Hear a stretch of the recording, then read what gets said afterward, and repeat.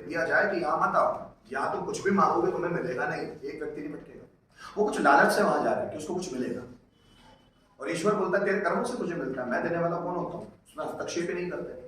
अगर ऐसा होता तो सोचो यार, कृष्ण पूरे महाभारत का युद्ध अपने हिसाब से चला लेते। अरे वो कौरवों पे ऐसा जादू करते हैं, कौरव पूरे उनके हिसाब से चलते हैं, ऐसा पॉसिबल ही नहीं है। यहाँ पर जो भी करता है अपने कर्मों से चलता है, जो भी व्यक्ति चलेगा अपने कर्मों से, उसमें ईश्वर को कोई लेना देना नहीं। अगर तेरे लाइफ में दुख भी है तो तेरे कारण, तेरे लाइफ में सुख भी है तो तेरे कारण। हमारे कर्मों से सुख दुख आते हैं, ईश्वर उसको लेना देने वाला कोई नहीं। आप अपने कर्म सुधार लो, आपकी जिंदगी अच्छी बनती चली जाएगी। आप कर्म मत सुधारो, आपके जन्म जन्म दुख में बीतेंगे। तो ये हमारे कारण है, ईश्वर के कारण नहीं। हम वहां उनसे मांगने जाते हैं प्रभु मेरी जिंदगी से दुख कम कर दे, वो ऊपर से बोलता भी होगा, अब तक सुनाई नहीं आता होगा कि तू तेरे कर्म ठीक कर ले, दुख खत्म हो जाएगा। वो कर्म ठीक नहीं करता। अरे कितने जन्मों से हम लोग गलत गलत कर्म करते आ रहे हैं, तो उसका तो भुगतना तो पड़ेगा, है ना, भुगतना पड़ता है फिर उसका। हाँ, वो बता लगे कि हम हिंदू धर्म में पुनर्जन्म पर भरोसा करते हैं, तो ईसाई धर्म, मुस्लिम धर्म ये पुनर्जन्म पर भरोसा नहीं करता। वो एक धर्म पर भरोसा करता है कि यही जिंदगी, इसमें जो करना है वो करो, इसमें ही, है ना। और हिंदू धर्म पुनर्जन्म पर भरोसा करता है, रीबर्थ पे, रीइंकार्नेशन पे भरोसा करता है ना। तो अपनी अपनी कॉन्सेप्ट है। तो इसलिए अगर आप देखो, सचिन तेंदुलकर 11 साल की उम्र में बहुत फेमस हो गया। मैं ये बोलूं 15 साल की उम्र में क्रिकेट टीम में सेलेक्ट हो गया।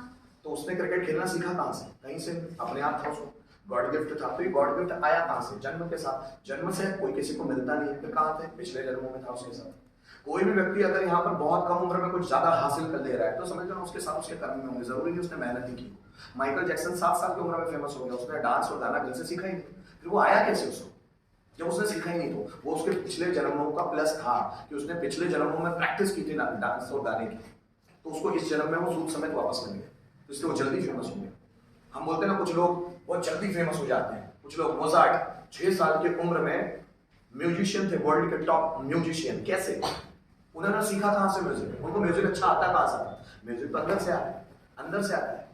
अभी आप देखना, इच्छा है, मैं आपको बोलता हूँ आप देखना सीखो, जो आप देखते नहीं, आप बाहर देखते हैं बस, अब आप अंदर देखना सीखो। ऐसा क्या होता है कि आपको दाल बाटी खाने की इच्छा होती है? अंदर से क्या होता है ऐसा?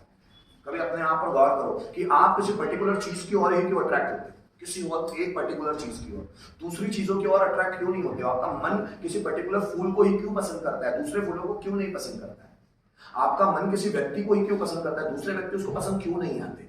आपका मन किसी एक कलर को ही पसंद करता है, दूसरे कलर उसको पसंद क्यों नहीं आते? वो अंदर से आ रहे हैं, एक अदृश्य जगत से।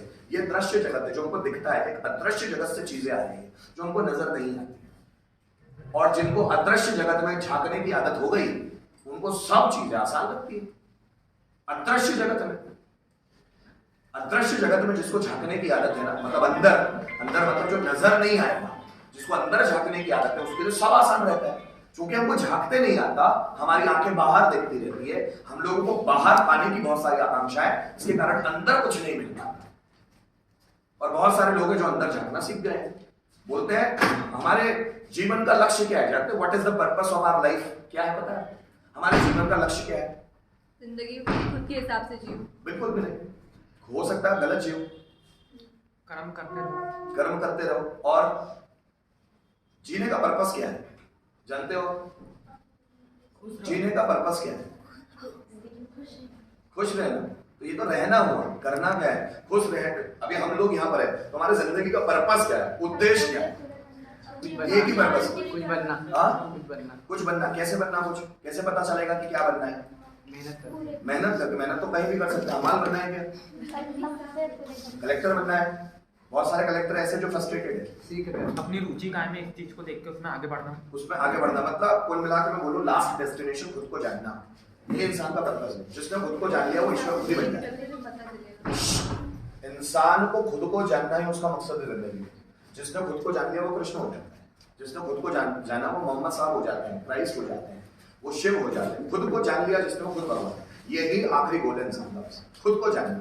अब ये यात्रा वो कब शुरू करता है पता नहीं, 1 जन्म में, 10 जन्म में, 100 जन्म में, 1000 जन्म में, ये उसकी इच्छा है कि वो ये यात्रा कब शुरू करेगा। और जो इंसान खुद को जानता है वो बहुत ताकतवर होता है। जैसे हनुमान जी खुद को जानते हैं कि वो कौन है, इसलिए वो ज्यादा ताकतवर है। हम लोग नहीं जानते, इसलिए हम दूसरों से जलते हैं, क्योंकि हमको लगता है वो जैसा कर सकता है या कर सकती है, हम नहीं कर सकते। ये तुम्हारी गलत फहमी है। हम जानते नहीं है ना खुद को, इसलिए कमजोर फील करते हैं। जो व्यक्ति खुद को जानता है ताकतवर महसूस करता है। कोई व्यक्ति किसी के सामने घमंड बता रहा है, आपके सामने घमंड बता रहा है किसी चीज का, तो आप बोलेंगे भैया मैं क्या हूं, मैं जानता हूं, तेरी वाट लगा सकता हूं, है ना। तो जो व्यक्ति खुद को ज्यादा जानेगा वो कमजोर हो ही नहीं सकता ना। कमजोर वही लोग हैं जो खुद को नहीं जानते। अब वो खुद को क्यों नहीं जानते? क्योंकि उनका ध्यान बाहर ही रहता है, दुनिया कैसी कर लेंगे बस वही देखो। वो ये अंदर देखते हैं कि मैं कैसा हूं, मैं किस चीज के लिए पैदा हूं, कौन सी चीजें मुझे करनी चाहिए, कौन सी चीजों की ओर मेरा मन दौड़ता है, मैं कैसा हूं। जिस व्यक्ति ने खुद पर सबसे ज्यादा ध्यान दिया वही व्यक्ति तरक्की में सबसे ज्यादा करता है, खुद पर सबसे ज्यादा। मटेरियलिस्टिक वर्ल्ड में आप कुछ भी पालो दुखी ही रहोगे। आप बड़ा सा बंगलो बना लो, आपके पास 10-10 कार हो तो भी दुखी रहोगे, तो भी दुखी रहोगे। मटेरियलिस्टिक वर्ल्ड में कोई सुखी नहीं, स्पिरिचुअल वर्ल्ड में सब खुश है, आउटर वर्ल्ड में कोई खुश नहीं रहता, इनर वर्ल्ड में सब खुश है। बुद्ध के पास कुछ भी नहीं है, चुपचाप पेड़ के नीचे बैठे हुए, कुछ भी नहीं है उनके पास, लेकिन मानसिक शांति सुख इतना ज्यादा है कि किसी के भी पास नहीं। तो सब सुख पाने के लिए उनके पास आते हैं। हनुमान जी के पास कुछ भी नहीं है, खुद का घर भी नहीं है। आपके पास तो खुद का भी घर है, खेती बाड़ी भी है, हनुमान जी के पास कुछ भी नहीं है, but he is the most happy person of the world. वो दुखी ही नहीं रहते क्योंकि उनको पता है जो कुछ पाना है वो मैं पा सकता हूं, वो तो मेरे हाथ में चुटकियों में, इसलिए वो दुखी नहीं है। उनको कुछ पाना ही नहीं, कोई बंगला नहीं बनाना है, there is no purpose of him in his life. उनके लाइफ में उनका कोई उद्देश्य ही नहीं है। जैसे इस यहां पर एपीजे अब्दुल कलाम के कोर्स में भी एपीजे अब्दुल कलाम ने कहा है कि सपने पूरे करने से पहले सपने देखो। भगवत गीता बोलती है सपने ही मत देखो, जो हो रहा है होने दो, उसी में एंजॉय करो तो आगे निकल जाओगे। सपने मत देखो, सपने देखने से टेंशन आएगा। और मैं उनकी बातों को काटूंगा नहीं, ठीक है। एपीजे अब्दुल कलाम ने जो बोला है उनके कोटेशन को उनकी ही एंगल से, उनकी थिंकिंग से समझाने की कोशिश करूं। चलो मैं पहले कोर्ट से